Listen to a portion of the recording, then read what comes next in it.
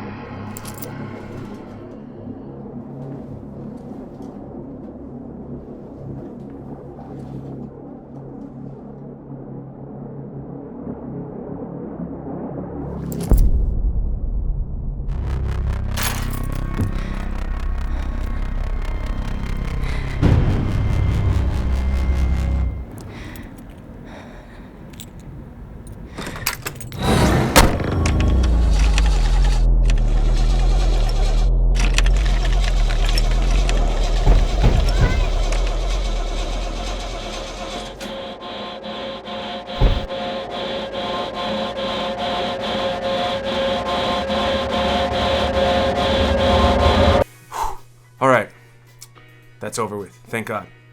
That was scary, right? No? Maybe? Anyways, that was our take on lighting and making stuff look cinematic using the techniques we talked about before. For this video, we're going to be talking most about lighting and cinematography. So, to start it off, first thing we do is take pictures of the location. We want to make sure that we get everything measured out. That way, when we bring it into Cinema 4D, we can actually build out the entire set before we get there. This comes in really handy when you need to make sure lights will fit in certain places, you have rigging points, and when you want to make sure everything looks the way you want it to look before you actually get to set. Alright guys, this is the first frame of our film. The first thing we wanted to do was put a street light outside mimicking a sodium vapor light. Basically, it's coming in at a 45-degree angle, and it's going to be giving us a contrasting color that we can use to kind of pop a few elements in the room. Like this light, for example. We needed to scoot the light out so we would get a little bit of light on it, and then the street light gives us this really cool window shape to balance out the colors between the left and right side of frame. So I knew I needed a tree outside the window that we didn't have, so I went in the backyard, grabbed a branch, stuck it on a C-stand, and put it in front of the window. Keep this in mind because we use it a lot throughout. Moonlight. We're gonna send an aperture 300D through the window at about another 45-degree angle compared to the window. As the light falls through the window, it's going to take on the shape of that window that we're sending it through. It's gonna fall onto the bed, and it's gonna key our talent. Now keep in mind, it's really important to bring up the intensity of the light on our talent to keep them the most interesting thing in frame. Our key light is going to do multiple things. Not only is it keying our talent, but it's also giving us this shape on the back wall. We're using blinds a lot in this film, and this is the first time we're establishing that, so it's really important. Not only that, but it balances out a really nice contrast from our street light on the left wall. The next step is going to be adding an pixel tube to mimic the television that's on at the beginning of the film. We set it to a flickering setting, and it's going to be bringing those shadows up and down as it flickers. So the next thing we did was really important for our film. We wanted to bring the outside world in to raise the intensity and to sell the fact that there's more to our world than just what's in the frame. We added lightning to the setup. So how do we sell the lightning effect? We first wanted to send it through the windows of the room, since that's where the lightning would actually be coming from. We used 2 aperture panels from the outside, one through each of the windows, and connected them to an aperture remote. By pushing the button, we were able to fire off both lightning bolts at the same exact time. Pay attention to the shadows in the window frame of the room because that's where you're going to see the lightning the most. So the lightning is an important step in telling the next part of our story. The electricity inside the house goes off, thus shutting off the TV and killing our pixel tube. By doing that, we are going to up the contrast in the room and in our shadows, making the world a little bit more creepy by adding that contrast in. So we intentionally had our actress sit up into the moonlight. What this is going to be doing is keying her from the same source we already had coming through the window. We're telling a story now that has been set up in a world where there's moonlight coming through blinds. So we want to continue this throughout the film. Alright, when we cut into the close-up, we're using the same source coming through that window. We need to keep in mind that we need to keep things consistent. As you can see here, we're still getting the same shadows from our blinds, and we're also really going to get a nice shadow on a quarter of her face. Now the reason this is happening is because the light coming through the window is at a 3/4 angle. 3/4 angle means it's going to be hitting 3/4 of her face, and that other quarter is going to be in darkness. Boom, when we swoop over to the bathroom, this is going to give us a great opportunity to talk about qualities of light. What we're doing here is we're bringing a 120D from the outside and passing it through a window. Now the cool thing about this window is that it is diffused glass. So by opening the window, I'm bringing the diffused glass to the top and keeping the bottom of the window open. As you can see here, we got diffused on the top and open on the bottom, which is going to give us two different qualities of light. At the bottom, it's going to give us a hard shaft of light, and at the top, it's going to be a nice diffused light coming in, kind of softening up and spreading that atmospheric light around the room. Now this light, as it comes down, is going to skip off the floor, and it's going to give us a little bit more atmosphere in this hallway here, so we're not shooting into a black hole, and it's going to give us some nice hits on the wall. We have a little effect going on here. Basically what we did is just had somebody walk in front of the light a couple of times to establish some kind of creature or monster or whatever she is running from. Boom, swooping back to our talent, she grabs for her gun. Now we have our moonlight coming through the window, creating this really nice shape on the bed, but we needed to get a little bit more light on the talent skin coming from that street light. So we took an Asteropixel tube, we mounted it up to the rafters, and we pointed it down on her. What this is going to do is sell the effect of the streetlight coming through the window and keeping the continuity of the lighting going. So the next shot, when she slowly starts walking towards the door. When we were building this out in Cinema 4D, we noticed that she wasn't going to be getting hit by the moonlight anymore. It was still going to be hitting on the bed where she had got up previously. So to fix this, we moved our light to the left, lowered it, and sent it back through the window. Now that we fixed that problem, we encountered another problem. We're going to be getting too much fill on the side of her face from the light bouncing off of this wall. So to fix that, we brought in a floppy and used that for negative fill. You can use anything like a bed sheet or a towel, whatever you have will work. That's basically just going to absorb the light on the side and keep the contrast the same as we had it before. So the next thing we wanted to do was make sure she was separated from the background. Since we had the streetlight glow on the window, it was going to separate her as long as she was in front of it, so we placed her there. Then we also had the moonlight coming in from the side, and this is really cool because the blinds are going to move across her face as she's walking towards the doorway, raising the intensity and the creepiness of the scene. Boom! The next time our lightning hits, you can really see the bush that we put outside the window. It's really gonna make that window pop and show that there's actually more to our world that's outside of this room. Also remember guys, the lightning is going to be coming through both of our windows. Just like sunlight, it's going to raise the atmosphere everywhere. So we need to make sure that happens through both windows.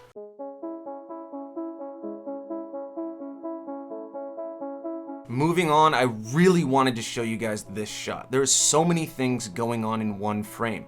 First is going to be our light coming through the bathroom. It's the same light we had before, almost in the same exact spot. It's going to be an aperture 120D coming down at a 45-degree angle through the bathroom, hitting her in the side of the face.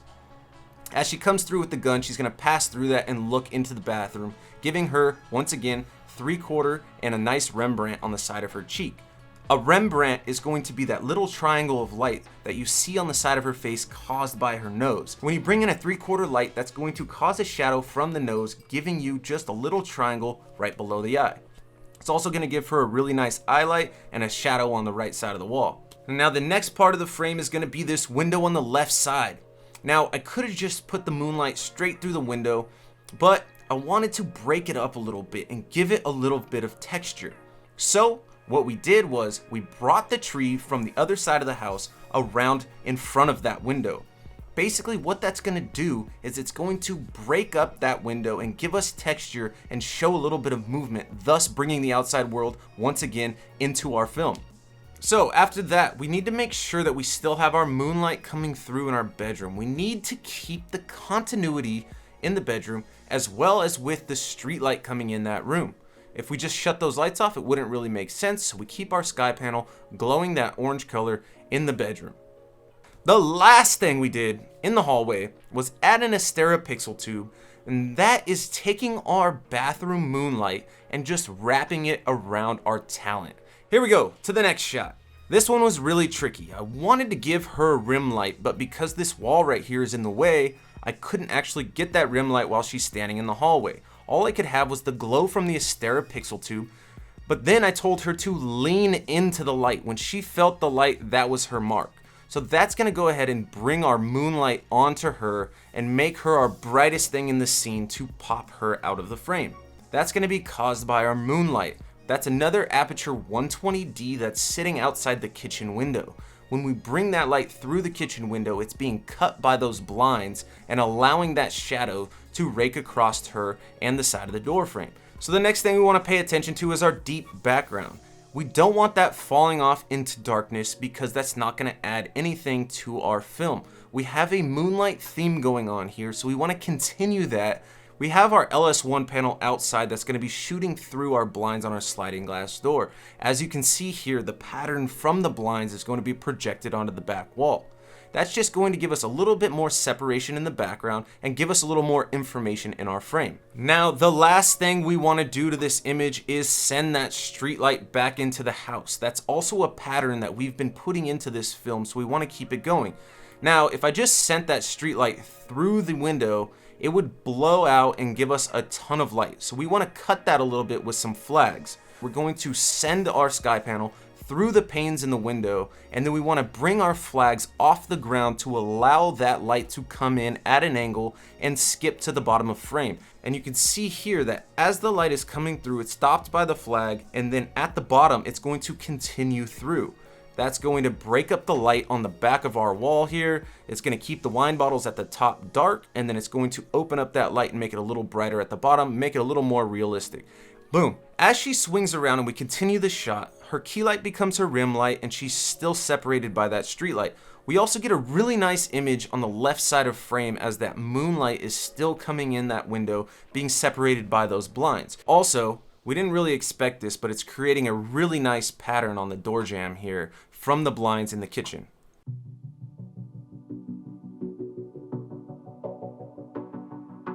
Moving on to the front door.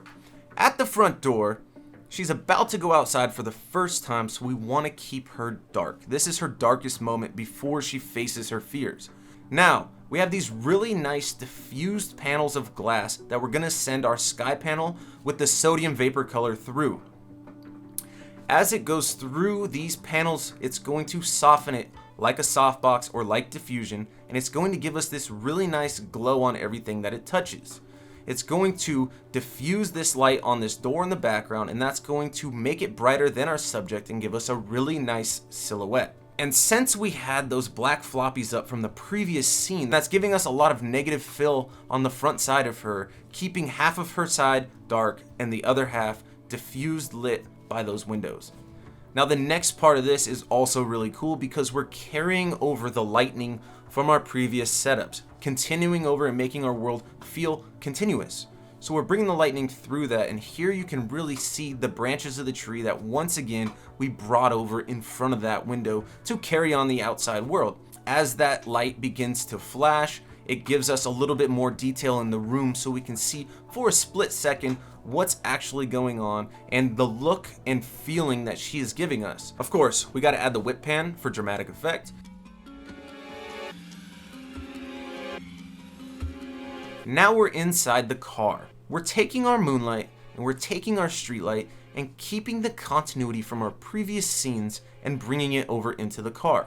Now, the first light we're setting up here is going to be the sky panel. It's going to be at a 3/4 back angle. As we have it set up, it's going to be falling down onto the car. It's going to be diffused by some of this dirt and grime on the windows. So it's going to come into the car and give us this detail and backlight and rake across all of the materials in the car. It's also going to be rim lighting her, but we want to make sure that we don't see it on the top of her head, because it doesn't make sense. As streetlights are high in the air, it needs to be cut off at a certain point. In this example, we're using the top of the car to actually block that light, keeping the light at a high angle and keeping those highlights down low. So the next light in this setup is an Aperture 300D, and it's going to be coming down at an extremely steep angle. We're not trying to hit our talent with this light, we're just bringing the moonlight back into our frame. As you can see here, we're going to be cutting the light across our seats, just showing that moonlight shining in the car. It's going to be some visual interest, and it's going to separate her and give her a little separation on the side of her head. As that comes in, it also will boost the exposure in the rest of the car. And last but not least, we have another Astera Pixel tube. It is a very unique light that I love using, especially in situations like this. We're able to only use light from half the tube. We're able to put it in very unique places, and this is basically just going to put light where we need it, coming off of the dash as she's trying to start the car. As you can see here, it's giving us hits of light on the steering wheel and glowing her face, giving us a contrasting color to the street light. The orange and teal, or orange and green, looks really good together. As she's trying to start the car, this light's going to be flickering as the battery's dying. Once again, bringing the realistic world into our frame. So the next shot, just a little bonus to throw in there. We're getting the hints from the streetlight still coming in. This is the same lighting from the previous shot. These little hints really give us some visual interest. We also have the green from the dash light still coming in, lighting up some of our shadows, and then we have a little boost from the moonlight bouncing off the seat, just kind of filling in the shadows around the bottom of frame. Now, I hopped in the back seat and wanted to get this shot because I didn't have to do a lot of lighting changes. We still have the green glow on her face from the dash. We still have the street light coming through the window. And another cool thing about this shot is it's actually going to give us a frame within a frame, which always makes things a little bit more interesting. Last shot. We are on the last shot of the film. Now, breaking this thing down. As she sits up, headlights come on, she is caught, game over. Now, let's back it up a little bit. Before these headlights come on, the car is still on, but the battery is dying, so we dim the Astera Pixel tube down very low, so we're still getting a little bit from it, but not too much. Now, as she puts her head up, we could have done two things here. We could have used actual lights, or, like we did, we just pulled up a car and turned those headlights on. Those headlights are going to give us a really nice glow from the dirt on the windows, and they're also going to give us a really nice eye light in her eyes. Boom, we can actually see how she's feeling at her last moments before the film ends. Now, not only are they going to do that, but it's going to give us a little bit more backlight and pick up some more details on the side and back of her head. Alright guys, and that's it. That is the quick little 30-second cinematic film that we created based on the techniques we taught you guys in the last video. Now, don't get me wrong, you don't have to be a professional at any of this. We are trying to get you guys to go out and shoot and experiment and have fun and make really cool moving images. Now, I want to give a shout out to Mike Blevins and T-Rex Lighting. They hooked us up with a ton of cool lighting gear, and I want to give a shout out to Chris Pinto for loaning me his Blackmagic 4K cinema camera. Now, Cinema 4D is going to take some time to learn, but imagine you can actually light your set before you get there. Get out there, have some fun, tag us in the links, and we'll see you next time.